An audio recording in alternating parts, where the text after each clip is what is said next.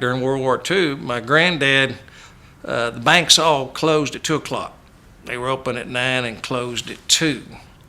And a lot of the merchants couldn't make deposits late.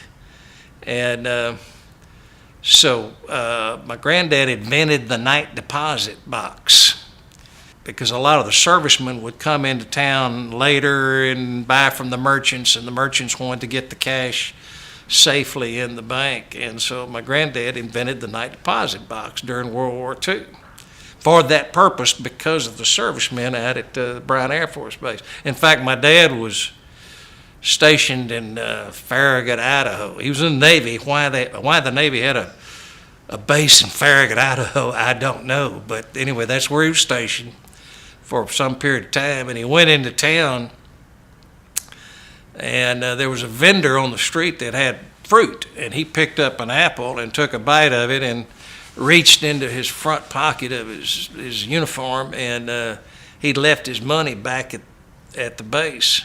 He said, well, I've got to go cash a check. And the vendor said, don't worry about it, sailor. And but he went down to the bank, and he went to the officer of the bank there. He said, I need a cash check. And the officer of the bank said, well, we don't cash checks for sailors. There are a bunch of sailors from all over out of town. And he said, we don't cash checks for non-customers. And my dad looked down at the banker's desk, and the banking periodical of the day had my grandfather's picture on it as having invented the night deposit box.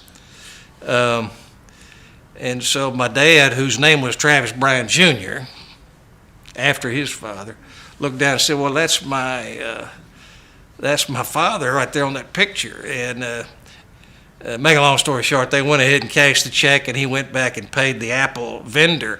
But all of that was spurred on by the merchants of downtown Bryan needing a place to deposit their money, because a lot of the soldiers at the base could only come and shop at odd times. So it's an offshoot of the Bryan Air Force Base, but it's kind of part of that story.